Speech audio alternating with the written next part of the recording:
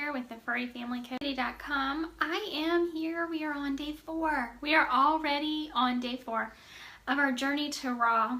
And I told you guys a little bit yesterday about what we're going to talk about today, which is fatty liver disease in cats. So this is something that only happens in cats, and since we are talking about transitioning to a new diet, whether it be raw or any other diet, anytime you're transitioning your cat to a new diet, the consequences of doing it too quickly can include fatty liver disease.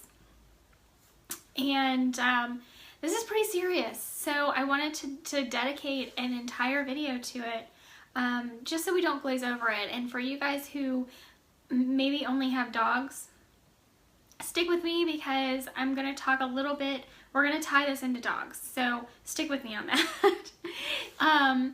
So fatty liver disease, basically what's happening is that the liver is improperly taking in fats, and this is caused by a number of things. Like externally a number of things, but internally a drastic decrease in calories and caloric intake. And so this can happen for a number of reasons. One, you're switching your cat's diet and you're going too quickly. A lot of people, I've heard people I know have said this in the past, that you know, they're just being stubborn. My cat's just being stubborn. They're not going to starve themselves. They'll eat in a matter of time. And a lot of times when people change their cat's diet, even their dog's diet, they try to do it cold turkey, meaning they completely shut off the old diet and all they're getting is the new diet. And this is very dangerous. None of this is true. Your cat actually will starve themselves. Like, that can happen. There is no such thing with tough love. There's no such thing as tough love with a cat. Now, when we're talking about dogs, they're not going to starve themselves. So if your dog goes more than 2 or 3 days without eating, I'd be shocked, and you need to get them to the vet because there's something else going on. But with a cat, they will starve themselves. There's no such thing as tough love. We cannot do that with a cat. It is detrimental to their health. Guys, I can't stress this enough. I have heard people in my life say this, so I know you guys have heard people say it. Some of you watching this may have said it yourselves, and it's a myth. It's false. It's a complete lie. Just straight out lie. And very, very dangerous for your cats. Please don't do that to your cats. When we are switching our cats to a new diet, we really do have to do it slowly and incrementally, because any other way is going to stress your cat out too much. It's not going to give them time to decompress and adapt to whatever new situation or new food is going on with your cat. So this is fatty liver disease is not only something that is seen when you switch a cat's diet, though that I would say is probably the #1 reason, but any other stressful situation that can cause your cat to stop eating can also cause fatty liver disease, just so we're aware of that. Now, we're not talking about all these other situations right now. We're focused on switching to a raw diet, so that's what we're going to focus on in this video. But be aware that any other stressful situation in your cat's life that causes them to not eat for any extent, any period of time, can be dangerous. So we want to do things with cats. It's always best to go slow, like 100% of the time, no matter what you're doing. Cats don't do well with change. It really stresses them out, so we gotta go slow. And so what happens? There are all kinds of things that happen in your cat's body when they stop eating, but what's happening is that the liver is taking in way too much fat, and this happens especially in cats that are overweight. And guys, so many cats in the United States are overweight right now, mine included. I have 2, I think, that are not, but I have a couple other ones, and they are, and it's because of this diet that we're feeding them. It's all of this kibble, it's full of carbohydrates. So all of this fat in your cat's body, your cat stops eating, and the liver is taking in fat instead of nutrients, and that's what basically fatty liver disease is. And there's a whole list of symptoms. I'm going to give you a link to that, so when you're done watching this video, as soon as I finish with the video, below the video I'm going to put a link so that you can read all of the symptoms. There were so many symptoms. It's too many to list in this video. And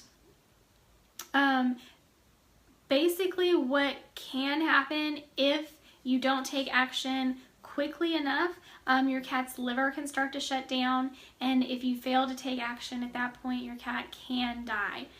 So that's the severity of the situation. That's why I wanted to dedicate an entire video to it.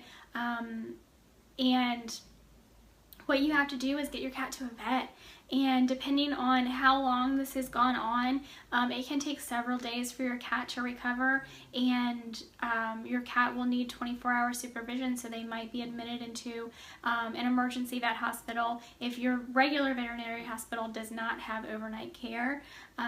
So, you know, the bills can start to add up, but they will need 24-hour care, intravenous fluids, nutritional supplementation, as well as, depending on how severe it's gotten, they could need antibiotics and different things like that. So all kinds of stuff that can go on. So we want to do everything possible to avoid our cats getting sick. That's not what we're trying to do here, right? We're trying to make our cats healthier, so we don't want to make our cats sick in the process. And this, like I said, would be true no matter what we're switching our cat's diet to. It just so happens that right now I want to switch my cats to a raw food diet. So with all of that being said, what are we going to do? What am I going to do?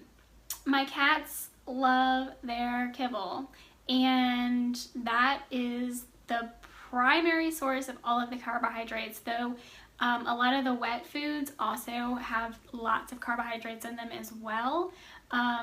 But right now what I want to do is start to slowly cut back their caloric intake, so their body adjusts. Their body has time to adjust as I start taking more calories away and more carbohydrates away. So I am not filling their bowl as often. And this is something that I'm especially going to be doing when I'm feeding them their wet meals. So my cats are already getting 2 wet meals a day, and the kibble is supposed to be a supplement. Now I have a couple of cats that don't want anything to do with the wet food, or don't want much to do with the wet food. They will eat it sometimes.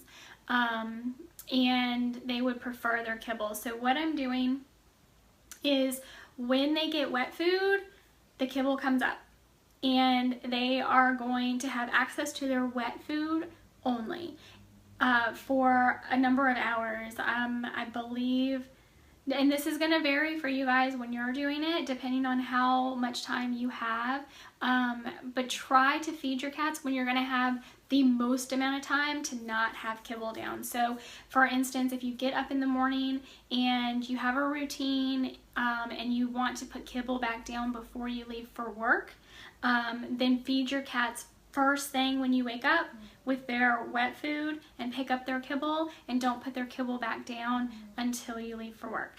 And then in the evening, whenever you come home, pick their kibble back up and go ahead and, you know, feed them their wet food meal at their scheduled time, and don't put their kibble back down until you go to bed. So that's what I would recommend for you guys. That's what I'm going to do. I'm going to pick their kibble up in the morning when I get up, give them their wet food, and they're not going to get their kibble back for 2 to 3 hours. And then when I give them their dinner, I'm going to pick their kibble up, and they're not going to get it again until I go to bed. So that's how I'm going to start out cutting down the calories and cutting down the carbs for my cats. And I'm going to slowly, over time, over the next couple of weeks start taking more and more kibble away, and my goal right now is to get them off of as much kibble as possible and onto a wet food. Now, right now that is, I have a mixture of a homemade wet food and a commercial wet food. Some of my cats like the homemade wet food, and some of my cats only want the commercial wet food. So I'm doing both, and that's because I don't want to shock their system too much. I want to just slowly start to take away calories, and the wet food is so much better for their system than the dry kibble. In fact, dry kibble, whether you're feeding it to your dogs or cats, in itself, it's inducing a dehydrated state in your animals because they're not taking in water. Now, dogs are pretty good in general, are pretty good about drinking lots of water throughout the day. Our cats are not. So they need to get water with their food. So right now my goal is to slowly take away the kibble and get them on a wet food only diet, and that's going to take me some time. Again, I'm going to slowly take away the kibble, and I keep saying this over and over, guys, because I really want to drill it in your heads that you can't just completely take something away from your cats. It's going to be too much of a stressor for them, and it's really unhealthy for their bodies. So get them, my goal right now is to get them on just wet food, and then once I've got them on wet food, I'm going to start replacing small amounts of their wet food with a raw food. So that's where we are now. And so guys, where are we in our journey? I'm on day 4, and I started with 3 questions. I've answered one of those questions, and I've brought about a new question, right, about the fatty liver disease in cats. But I've kind of answered that now too. So where am I in my raw food diet journey? So I still have 2 main concerns. One, how am I going to get the highest possible quality grade of meat that is safe to feed raw to my animals, and making sure that my animals are getting all of the proper nutrients, the vitamins and minerals that they need, along with the raw food diet. So that's where I am right now, and I actually think I have some answers to those questions. But again, I don't want to overload you with information today. This video was completely intended to be about fatty liver disease in cats. And before we go, I'm going to tie this into dogs like I promised you. So when we're switching our dog's diet, even though they don't have the same issues that cats do, cats are the only animals we know of that experience this fatty liver disease.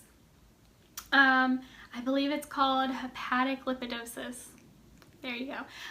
Pulled that one out of the hat. Hepatic lipidosis is what it's actually called, the medical term.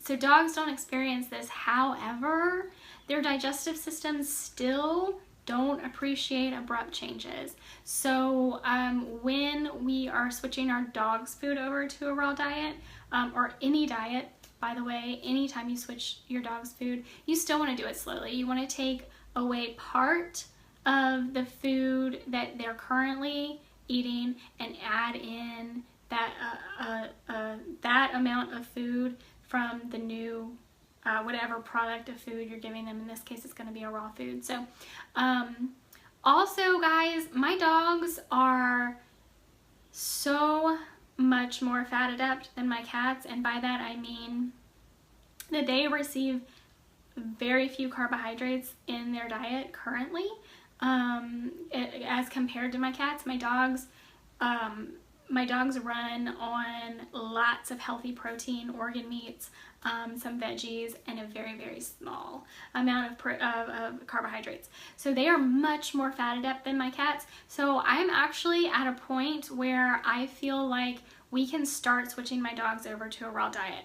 I'm not at that point with the cats yet. Again, I have to start pulling away some of the carbohydrates and get their body used to having healthy proteins instead of healthy proteins and healthy fats instead of all the carbohydrates. But with my dogs, I'm just about there. So I need to find the right food. I need to find the right meats and nutrients, vitamins and minerals, to make sure that I've got the correct balance of food, and then we can start going ahead and switching my dog's food over. So that's the plan. That's where we're at.